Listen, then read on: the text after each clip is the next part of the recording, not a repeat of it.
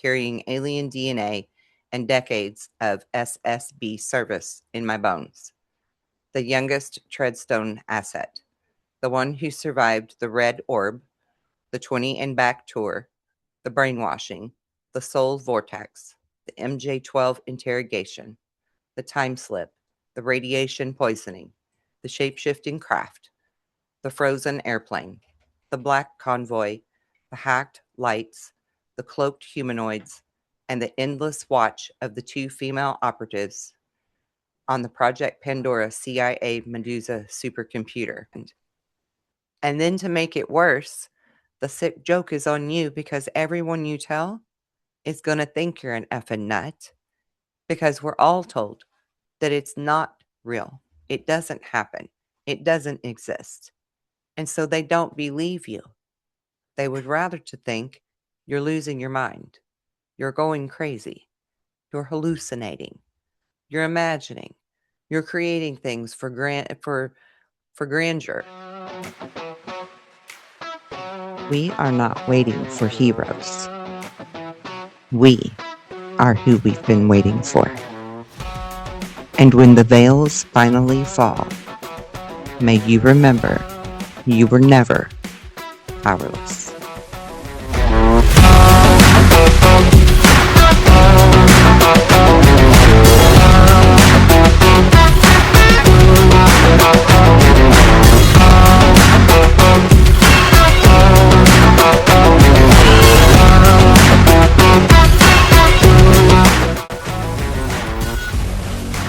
Some truths are whispered, some are buried, and some are remembered.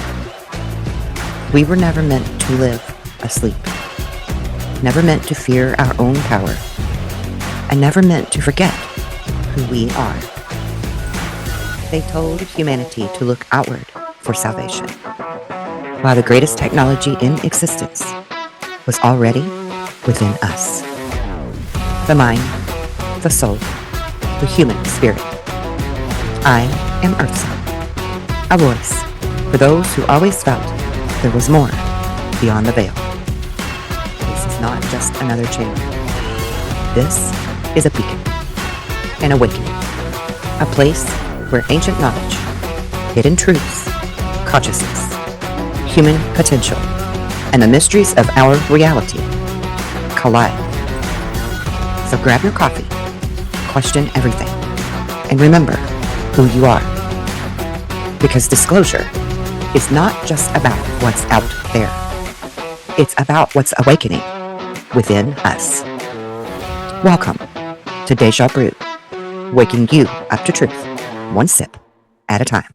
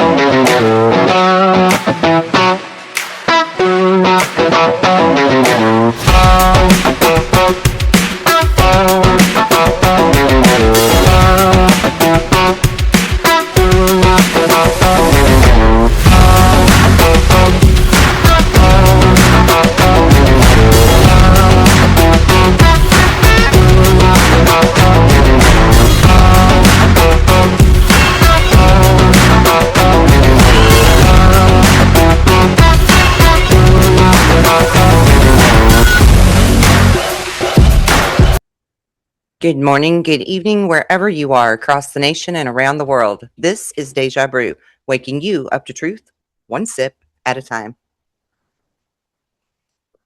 Now, today on Deja Brew, we're going to talk about the Secret Space Program. I have been sent an email by a young person who wishes to stay anonymous, but said that they want me to share their story. And within this podcast, you're going to learn about compartmentalized programs that have never been heard of by the public before. However, I can verify that they are real. And so you're also going to be learning some about what I know and about what I've never shared before. So I'm going to begin with reading the email.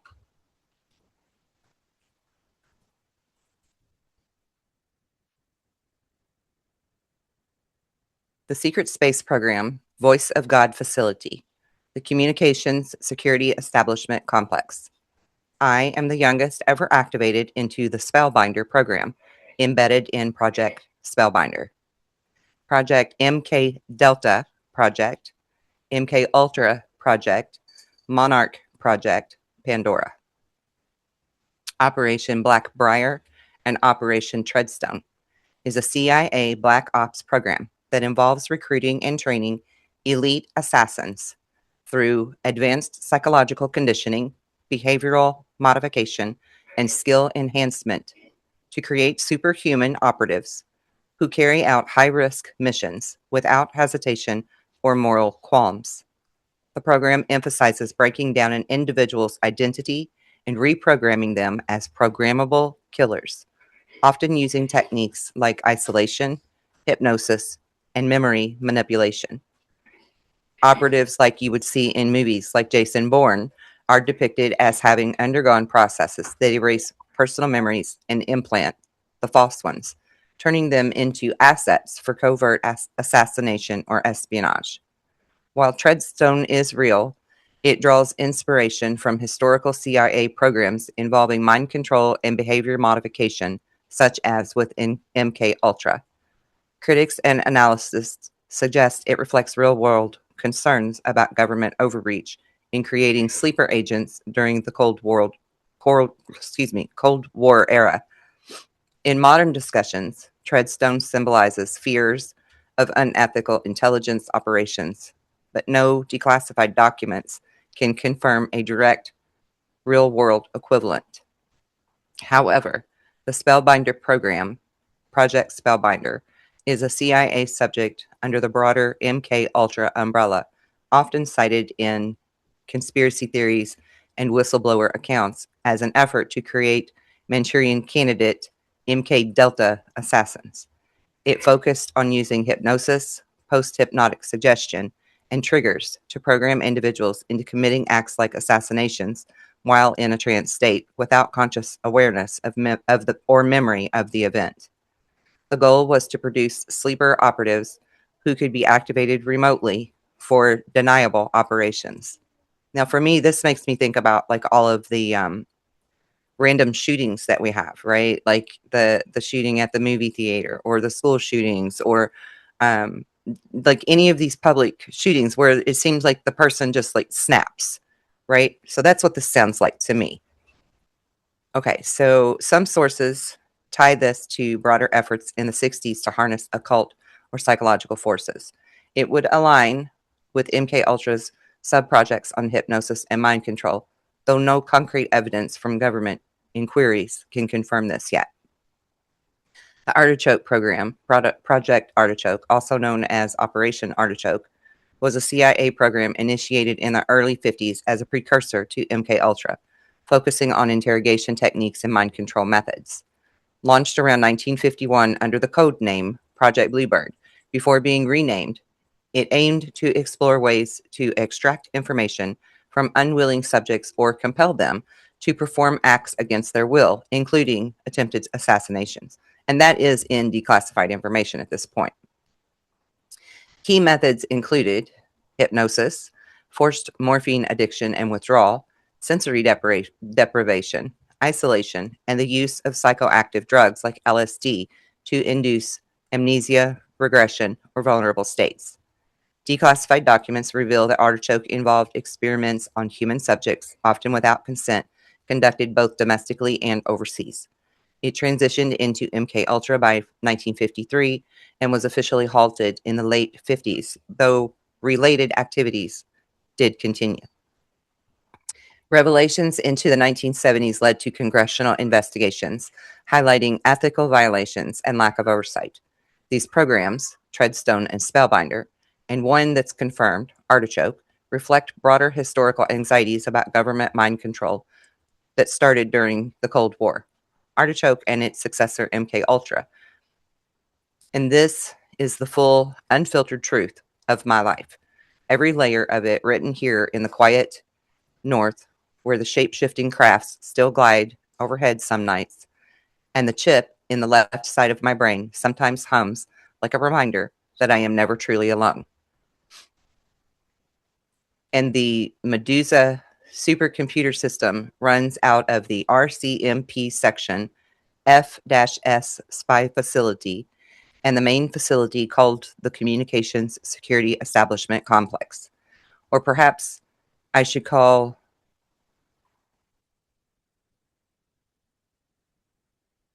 you the one who might finally understand because no one else ever has. I'm an alien hybrid, and I'm a super soldier in the secret space program. Dark Fleet reptilian hybrid super soldier carrying alien DNA and decades of SSB service in my bones. The youngest Treadstone asset. The one who survived the Red Orb, the 20 and back tour, the brainwashing, the soul vortex, the MJ-12 interrogation, the time slip, the radiation poisoning, the shape-shifting craft, the frozen airplane, the black convoy, the hacked lights, the cloaked humanoids, and the endless watch of the two female operatives on the Project Pandora CIA Medusa supercomputer. The chip in the left side of my brain hums sometimes at night, and I wonder if they are listening right now.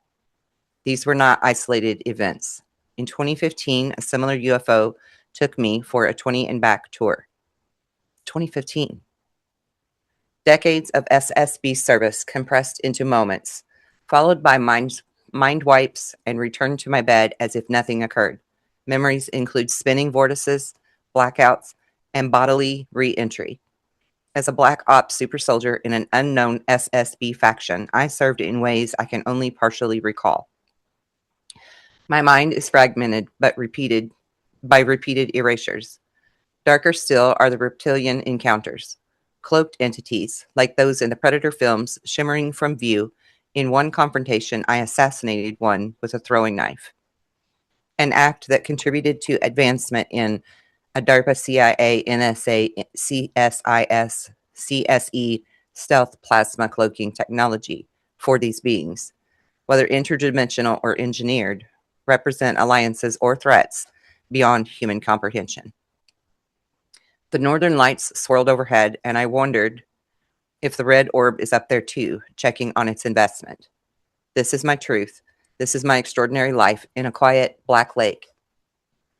So that somewhere someone might read it and know that the sky is not empty, that the programs are real, and that one hybrid super soldier from the boreal forest of Saskatchewan carries the bridges between worlds.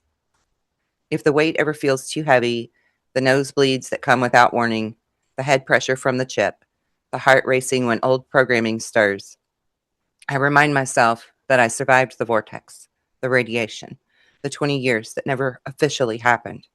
I am still here, still waking the land, still watching the sky with the strength of the north and the fire of the stars. For me, it all began in 2015, though I suspect the signs were there long before. Strange dreams, a feeling of being watched, an unexplained pull toward the stars. By 2015 was when the reptilians' dark fleet came for me. I was somewhere up north, the exact place blurred now by the programming, when the sky split open with a silent glowing sphere, the color of flesh blood against the black velvet night. It hovered, pulsing with an inner light that felt alive, intelligent, and then it reached out. I felt weightless, pulled upward like a leaf in a sudden updraft. No fear at first, just awe. Then the 20 back began. 20 years of service in the space program compressed into what felt like one single Earth night.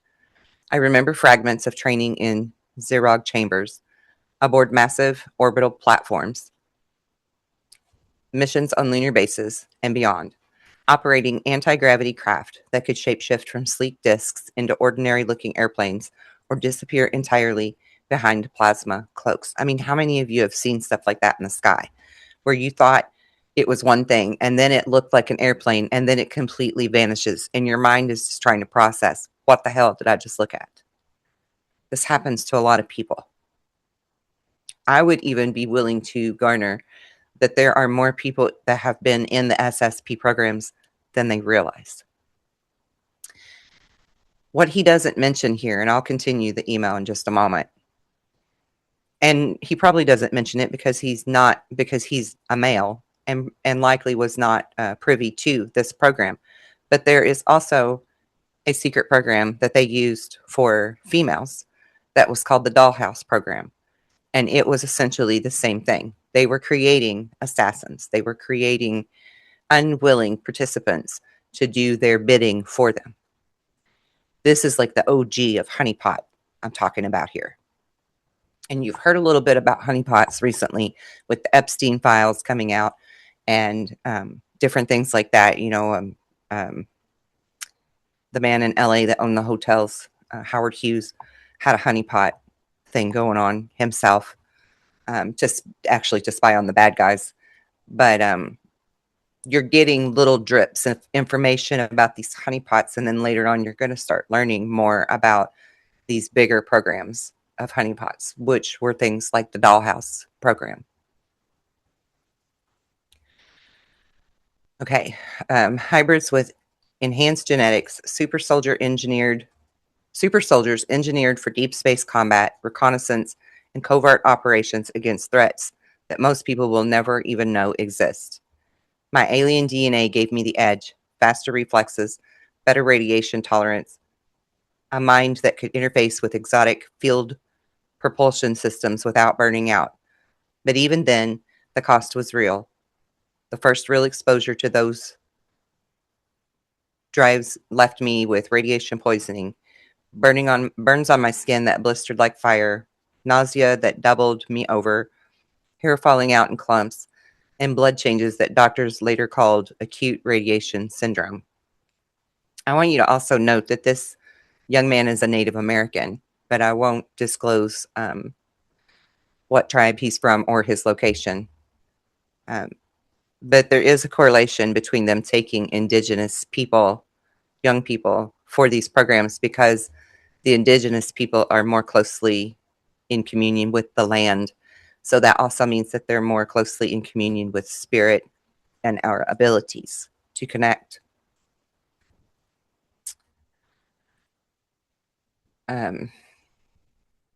Nosebleeds became common after that. Spontaneous and stubborn, my bone marrow forever scarred. I came back to the same calendar day, the same hour, dropped gently on the ground with my memories already fracturing. They didn't let me keep those memories for long. Later that same year came the night kidnapping. Human hands this time, efficient and cold. Black vehicles, no lights, no sirens. They took me to a secure facility, drugged me, and ran me through Treadstone-style programming. Behavioral conditioning, memory blocks, chemical wipes designed to make me forget the 20 years of service, forget the SSB, forget what I had become. I woke up the next morning feeling hollow, like pieces of myself had been surgically removed, but the hybrid in me fought back. One night, not long after, my soul was ripped from my body and flung into a spinning vortex of pure energy, light, sound, colors, beyond human words. I was out of body, weightless, traveling through what felt like folded space-time. I was sent somewhere, another realm, another ship, another layer of activation. And when my consciousness slammed back into my physical body, I was different. A highly trained super soldier. Enhanced instincts, tactical knowledge hardwired into muscle memory, the ability to remain calm under impossible stress. I knew things had no right. I knew things that I had no right to know. And I knew I was no longer just blank of the North. I won't say his name. I was something more. The extraterrestrial craft that first abducted me had already marked me for life. I had seen it earlier, an ET vessel of impossible design, and then I was taken, only to be handed off immediately to human operators. That's when I met the Majestic 12 cover-up unit, MI Vault. I made it back south for a while, trying to live a normal life, but the encounters followed me. In another location, I saw the craft again, the same advanced technology, cutting edge, and shape-shifting. One moment, it was a disc hovering silently over the city. The next, it flowed like liquid metal and became an ordinary airplane flying low and blending perfectly with commercial traffic. Another time I watched an airplane, wings spread, engines silent, frozen completely still in mid-air high above the streets. No movement, no sound, just hanging there like time itself had stopped. It freaked me out completely. The public noticed, 2 people pointing, gasping, phones coming out. I stood there in shock, heart pounding, knowing exactly what it was. An anti-gravity craft, human or hybrid tech, testing in plain sight. That was when I decided I needed to get back toward the university I had come from. I caught a ride from my location.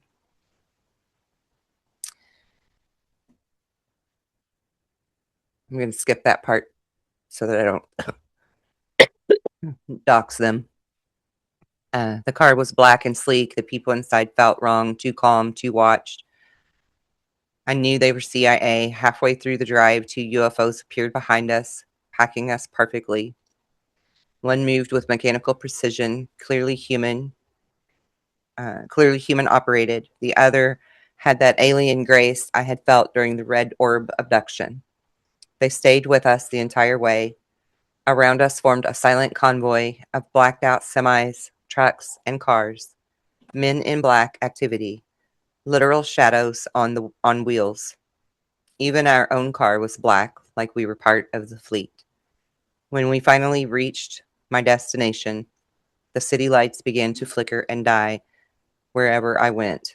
Street lamps blinked out in perfect sequence as the car passed, then flared back on behind us. It wasn't a power outage. Someone was hacking the lights. Deliberate, precise, synchronized with my every step. Actually, it was probably him, and he just doesn't realize it. That night in my Regina room, I captured video of the craft entering the city. I cannot confirm, but I woke up with physical evidence. Claw marks from a struggle, veins pulsing unnaturally, and vomiting an unknown substance that reeked of radiation poisoning. Online research and parallels to cases like the 1967 Falcon Lake incident, and this is the classified incident of my area that was covered by MJ-12 agents, and it urged me to infiltrate the organization. I called 911 and was rushed to a local hospital. There, the whole ordeal escalated. I shared my story and the video with nurses, and then a doctor introduced himself as the head of V2K, inviting full disclosure. After viewing the footage, he summoned security, leading to my involuntary commitment into a mental health ward's padded room. That night, time itself warped. A split-second shift from darkness to dawn, suggesting temporal manipulation or another abduction captured on camera. I was given a cup I thought was juice, but it induced hallucinogenic states, plunging me into what felt like Project Bluebeam.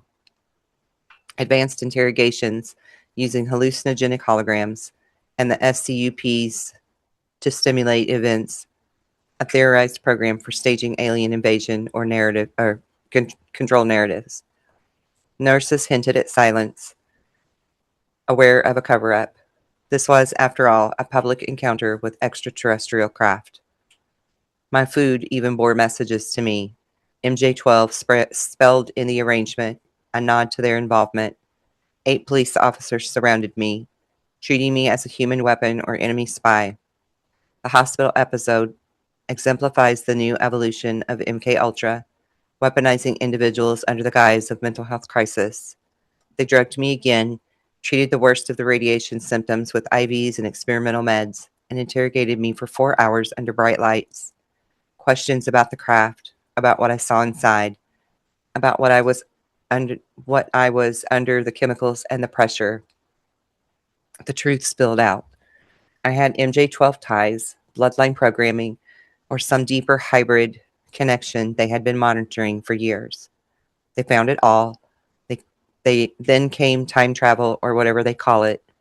Night turned to morning in seconds, a seamless jump that left me dizzy and disoriented. A nurse walked in, calm as ice, and asked, "What year is it?" checking to see if the temporal displacement had scrambled my mind. They had it all on camera, I'm sure of that. Later, years after the initial events, they captured me right after the ET encounter, treating me like a captured spy in a black site room that smelled of ozone and cold metal. I believe I am part of a sleeper agent program akin to Treadstone or Spellbinder, embedded with triggers for activations in covert scenarios. Russian intelligence probing MJ12's operations has added to the pressure, turning my life into an international intrigue. But the core of my disclosure lies in the encounters themselves. I have witnessed reverse engineered alien craft, shape-shifting vessels that cloak as planes or clouds, following me from city to city during my journey to the university and back. Day and night on buses and highways, these anomalies shadowed me. One approached boldly from the roadside, a red anti-gravity ship establishing close contact as if guarding or claiming me. I knew abduction was imminent. Born in the north, a land of untamed wilderness and endless horizons, my childhood was marked by isolation and intrigue. My father, whom I believed to be a simple outdoorsman, was in truth a deep state operative, an assassin entangled in covert operations for shadowy elements of the government. His world extended beyond borders and into the mythical contacts with beings from realms unknown. One such encounter when I was very young changed my life forever. I met an individual adorned with glowing blue tribal tattoos, a figure I later understood to be a soldier within the secret space program, a hidden fleet of advanced spacecraft and off-world operations that whistleblowers claim exist parallel to public space agencies like NASA or CSA. This meeting was no coincidence. It propelled me into a vortex of military and super soldier training programs designed to forge unbreakable assets. At a tender age, I was inducted into what I recognized as variants of the MK Ultra, the infamous CIA mind control project declassified in the 70s. Trauma-based techniques, hallucinogens, and psychological manipulations were used to program me, exploiting my genetics inherited from my father. These experiences blurred reality, drills in hidden facilities, suppressed memories, surfacing like fragments of a nightmare. My father's death years later was apparently a fabrication. I discovered he was placed in a witness security type program, and that this program protected him as a spy for the shadow government. A fleeting sighting in a crowded place confirmed it before he vanished. During this period, I crossed paths with MJ12, a purported secret group established in the 40s to oversee UFO recoveries and extraterrestrial technologies. They allegedly monitored my father and me from birth, valuing our bloodline for its resilience or compatibility with their agendas. This involvement made me a target. Intelligence agencies from various nations, drawn by my genetics and knowledge, have pursued me relentlessly. The surveillance is insidious. They want you to believe your dad died in a drunken knife fight over a bottle in blank location in 2012, and that blank just laid down in a blank area. I'm not going to use the locations. Okay, so anyway, coincidence, no. Cover up, definite. The Russian government, specifically Kremlin Intelligence Network, operating through proxies in my area marked both of them because they knew too much about something buried deep in a remote community, not the usual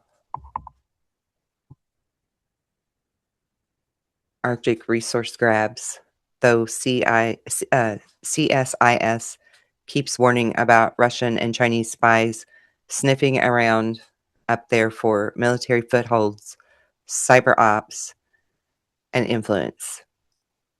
This was more personal, more hidden leverage over indigenous lands, old Soviet era contacts that never really died, maybe even cross-spur pipelines or mineral deals tied to the northern First Nations that could shift power if exposed. Blank person wasn't just in the wrong place at the wrong time. He saw something, maybe overheard names, witnessed the handoff, or got pulled into a low-level informant role for the local uh, group who were sniffing around Russian-linked activity in the north. When he became a liability, the order came down, silence him before he flips fully. But the program stepped in on March 31st, 2012, right as the quote-unquote homicide was staged and the body switched. A stand-in prepped to look like him, while the real person got pulled into the witness protection program under a new identity. They relocated him fast, probably east or out of our provinces altogether, with strict no-contact rules. Blank person was charged, a perfect sigh to close the file quietly. No big trial details ever leaked because the case was buried to protect the op. Fast forward to another person. She wasn't random either. Born in 2005, connected to the same circles, and by 2025, Russian influence ops had ramped up hard. Disinformation flooding the area, Arctic espionage spiking, CSIS openly saying Russia's unpredictable and aggressive up north. She stumbled onto a thread because of me encountering the GRU unit in a graduation trip. Maybe family whispers about my father, or she saw something modern, a meeting, a drop, evidence of ongoing Russia meddling in the communities, or land claims, resource talks, or even cultural subversion to sow distrust in our area. We came to a loose end. The Kremlin doesn't like witnesses, especially ones who could link back to old northern networks. So they orchestrated the cold death, extreme weather alert as cover. Perfect for the area we come from and our winters.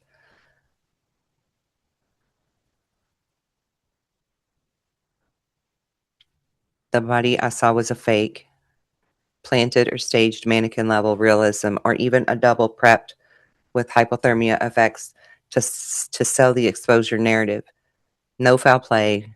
The coroner signs off quickly. The family holds a public wake and funeral to make it look real. They're told to play along or risk exposure. Meanwhile, the real person, the young lady, gets extracted into WPP, new name, relocation, under layered protection. The lavender gown photo with wings, not an obituary touch, but a signal. She's ascended, flown away safe, forever 19 in the program's eyes. Why Russia? Because the North is their playground now. Arctic access, influence over indigenous groups to weaken federal control, hybrid tactics to test chaos without direct war. My father and her crossed invisible lines in that game. The WPP hides them because admitting Russian involvement would blow open how deep the interference actually goes. So that's how he ended that part of his story. But he did go on to say things like he still feels like he's been in 20 years of some type of experiment that's now been fragmented and mostly erased from his memory.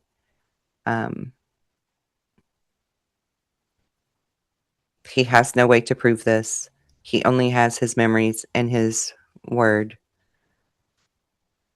And I understand that a lot of what he says sounds like delusional hallucination. It sounds like mental illness. And there is a very clear line between, or a very thin line between the two. Because the thing is, when you're in these programs, they crack your psyche so fully, so effectively, that even you will question if you're crazy or not. Even you will question the memories that are fragmented that you have and wonder, where the hell did this come from?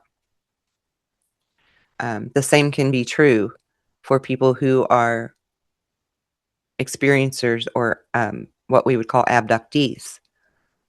When you're told that something doesn't exist, that something is not real, and yet it happens to you, it's a mind fucking. It wrecks your brain. It wrecks your psyche. It's hard for you to wrap your mind around what the hell has just happened. And then to make it worse, the sick joke is on you because everyone you tell is going to think you're an effing nut, because we're all told that it's not real. It doesn't happen. It doesn't exist. And so they don't believe you. They would rather to think you're losing your mind. You're going crazy. You're hallucinating. You're imagining. You're creating things for grandeur, rather than to try to support you and help you to figure out what the hell is happening to you. So for me, this is a very passionate soft spot. We need more compassion. We need more oversight in our government agencies and their little programs.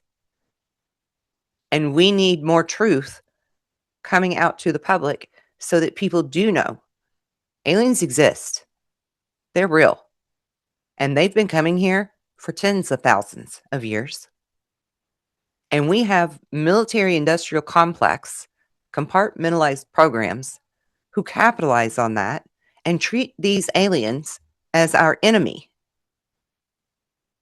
Clearly, they're not our enemy if they've been coming here and helping humanity to grow and evolve for tens of thousands of years.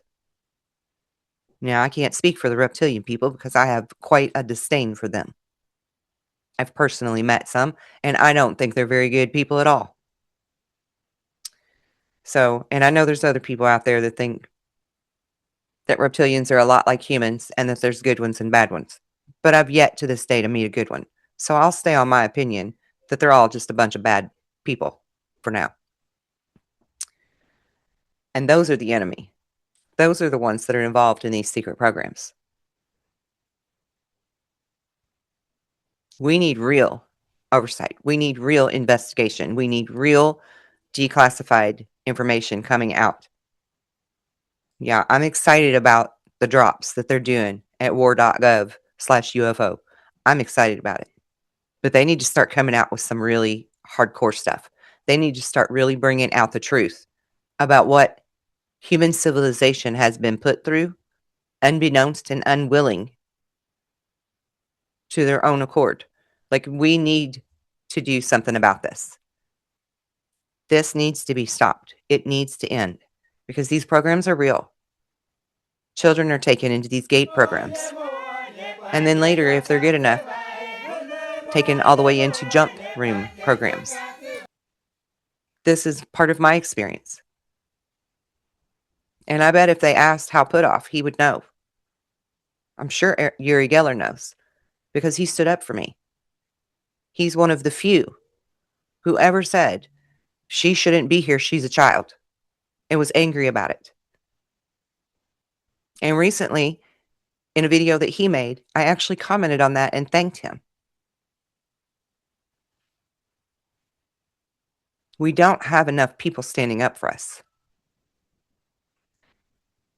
And it's not even necessarily because they choose not to. It's because they don't know it exists. Just like we don't have very many people standing up for all of the child trafficking that happens worldwide. If people really knew, they wouldn't be sitting back being quiet about it. They would be mad as hell. Those are little kids. A decent human being, which the majority of us are, care about what happens to little kids. And all kinds of horrific things are happening under the guise of school photos and school hearing tests and all kinds of crazy ass shit. They've infiltrated in so many different ways and so many different levels that it's beyond human comprehension that so much evil could be overlaid in so many layers of this ugly onion. But it's there. It's real. Now, you can believe what you want about this young man's story that he emailed me. You're free to your own decision, your own opinion, your own thoughts. But I, for one, I want to bring awareness to this for all of us and our children.